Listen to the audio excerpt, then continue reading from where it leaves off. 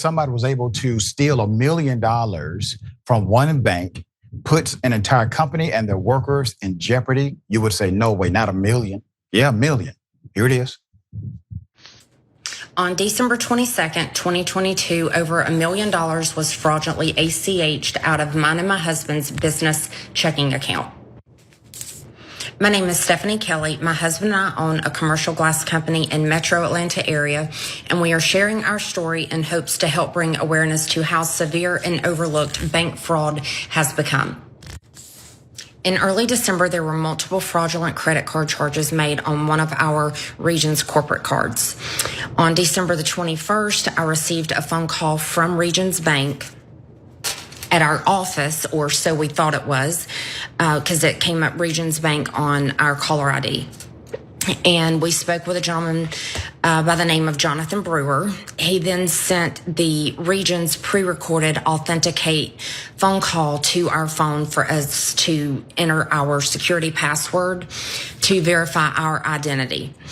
At that point, he hacked my phone and forwarded my cell phones to his phone so that he could release the 12 different ACH payments to the 12 different banks in the U.S., totaling over $1,033,000. With millions watching and many people benefiting from this program called Indisputable, we just need 1% of the viewers to become a paid member so we can continue to bring this content to you. Now back to the show. $1,033,000. Put up the picture full mass. This was a highly sophisticated criminal attack. And this is one of those stories that serves as a PSA, not only for those who bank and own companies and those who work in banking, but generally speaking to anyone who deals in financial transactions. So $1 million, more than a decade's worth of hard work, was gone in less than 1 hour. This took less than 1 hour for them to do. Stephanie Kelley is her name. She said her and her husband fell victim to a scheme so sophisticated, they did not see any red flags until their account was gone, wiped clean. Quote, "It took my breath away when I saw it. I fell to my knees," Kelley said, as she swiped away tears. "It's been an exhausting year and a half. In December 2022, $1 million was stolen from the business she and her husband started, West Metro Glass. The scammer pretended to be from Regions Bank. The act was good." Quote, "You feel violated," Kelley said. "I know the dollar signs were just dollar signs to the individual who did this, but they don't know what we worked our whole lives for." She said 12 years of work was undone and 12 wire transfers to their business account. Records show it was all done in a matter of 50 minutes. Quote, "While 50 minutes may not sound significant or a long time to most people, to some people, it could mean everything they ever dreamed of having their whole lives taken away," said Kelley. She said it started with what looked like a bogus purchase charged to one of their corporate cards. So you first see strange activity. Just as they were about to call their bank to report it, they saw the bank was calling them, okay, at their office line. Kelley said the caller ID showed the bank's number, and the man on the other end identified himself as a Regions employee. Seems on the up and up. The next step was to entering a PIN into the phone to confirm her identity. Once again, sounds part of the course, right? All the one-pass authentication prompts, Kelley said, were just like the ones a typical Region employee would say on a phone call, would give them via a text. Quote, he said he would stop the card and freeze the one-pass system so no other charges could go through on it. Sounds reasonable.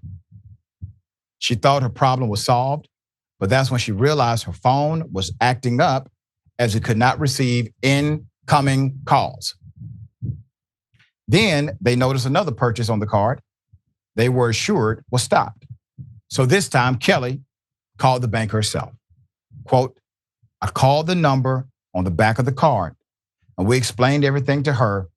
And when I heard her go, my soul left my body. My mind did not automatically go to the checking account, but I knew something was wrong. She said their money was gone. They immediately reported it to their bank and the Douglas County Sheriff's Office. Quote, my husband and I went without our salaries to make sure our employees were covered. And thank God we had reserves, she said. Our businesses may have had to close their doors. They have been able to get back about $600,000, but are still out more than $300,000. Regis Bank told them whatever was not recovered would be lost. She shared a story on TikTok where her videos have now received more than 1 million views. All right.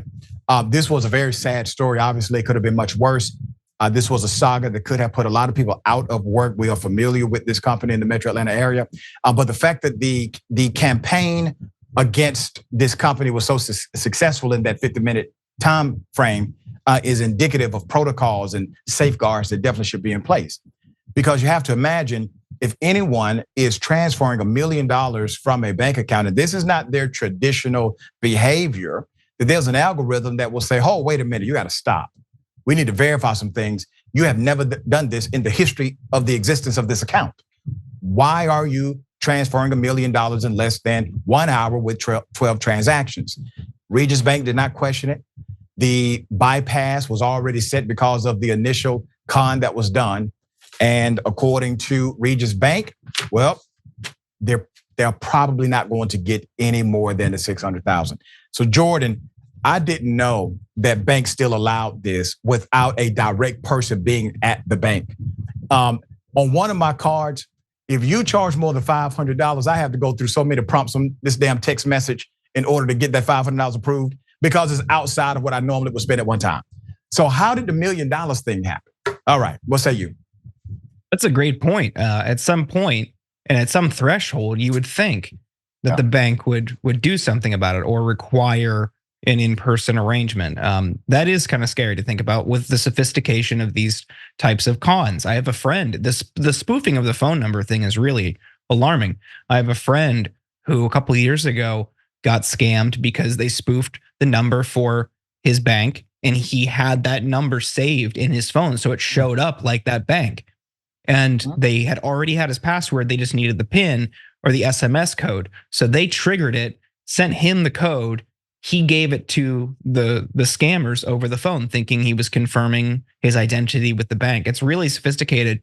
The best thing you can do in these situations, if something fishy is happening, you get a call from them or something like that, hang up, call the local branch directly or call the number on the back of your card directly and make sure that it's true. That's the easiest thing you can do to verify.